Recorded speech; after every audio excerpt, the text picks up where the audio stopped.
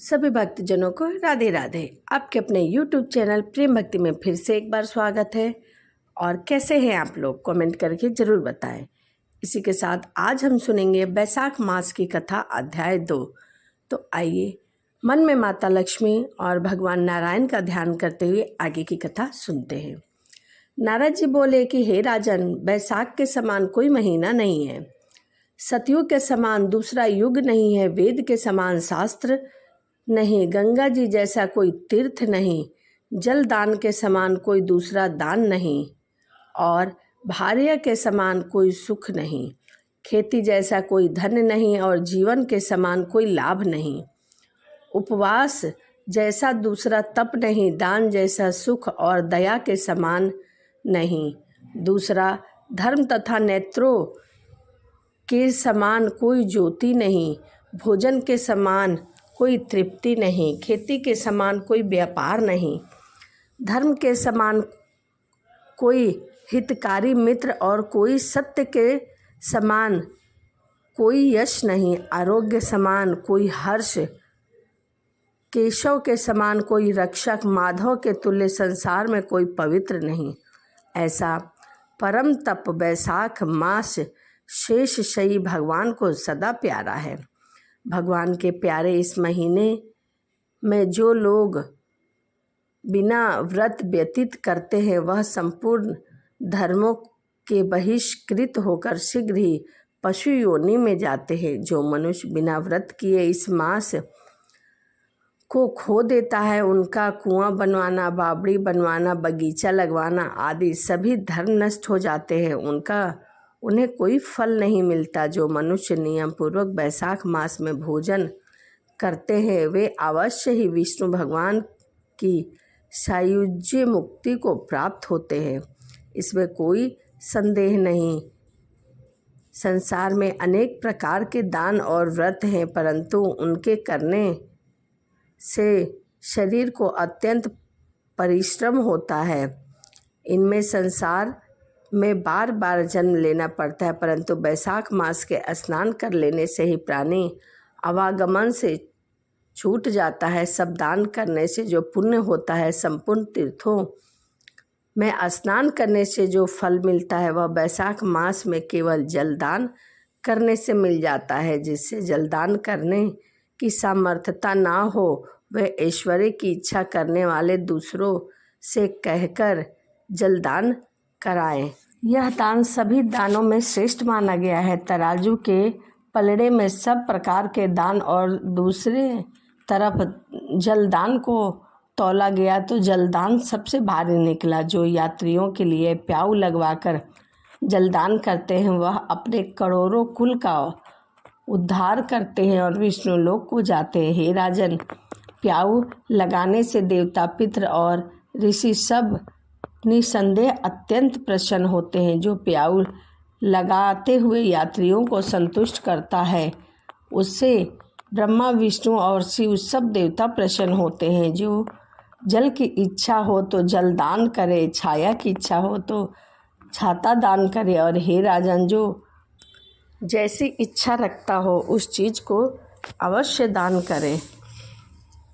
हे राजन, जितने दान बताए गए हैं उनमें जलदान, छत्रदान और पंखा दान सबसे उत्तम है। इन्हीं का दान बैसाख मास में हमें अवश्य करना चाहिए। बैसाख के महीने में कुटुंबिनी ब्राह्मण को जल से भरा घड़ा नहीं देता है वह अगले जन्म में चातक की योनि पाता है। और जो तृषा से व्याकुल महात्मा को शीतल जल पान कराते हैं उसे ही राजेंद्र 100 राजसुयज्ञ करने का फल प्राप्त होता है। जो धूप, परिश्रम और पसीना से व्याकुल ब्राह्मण को पंखा से हवा करता है वह सब पापों से छूट जाता है और गरुड़ के समान हो जाता है। जो मनुष्य बैसाख में ब्राह्मण को पंखा नहीं देता वह अनेक प्रकार के वात रोगों से पीड़ित हो नरक भोगता है। जो थके हुए ब्राह्मण को वस्त्र से हवा करता है वह सब पापों से छूट विष्णु भगवान की बैकुंठ में जाता है। जो शुद्ध मन से ताड़ का पंखा दान करता है वह सब पापों से छूट विष्णु लोक को जाता है। तुरंत श्रम दूर करने वाले पंखे का दान नहीं करने वाले अनेक प्रकार की नरक यातनाएं भोगकर वे पापी होते हैं। हे राजेंद्र, आध्यात्मिक दुख की शांति के लिए बैसाख मास में छत्री का दान उचित है। जो मनुष्य विष्णु भगवान के प्यारे हैं, इस बैसाख मास में छत्री दान अवश्य करे।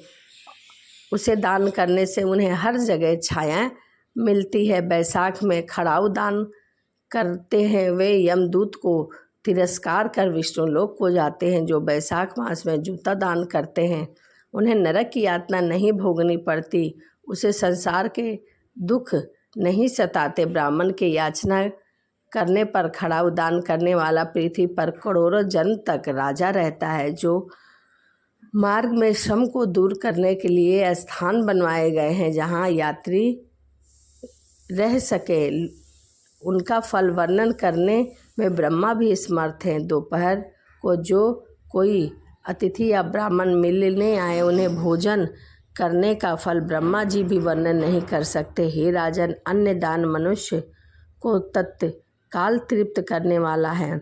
संसार में अन्य दान के समान कोई दान नहीं। जो मनुष्य मार्ग से थके हुए ब्राह्मण को आश्रय देते हैं, उनके पुण्य फल के कहने पे भी ब्रह्मा जी असमर्थ है। उनका क्या पुण्य है उसे वह नहीं कह सकते। भूखे मनुष्य को स्त्री, पुत्र, घर, वस्त्र, अलंकार, आभूषण कुछ भी अच्छे नहीं लगते हैं। पेट भरने पर भी ही सब अच्छे लगते हैं। इसीलिए अन्न के समान कोई दान नहीं है। जो बैसाख में थके हुए ब्राह्मणों को अन्न देता है, वह सभी मनोकामनाएं पूर्ण होती है। परंतु जो दान नहीं देता ब्राह्मण को, वह पिशाच योनि में जाता है और अपना ही मांस नोच नोच कर खाता है।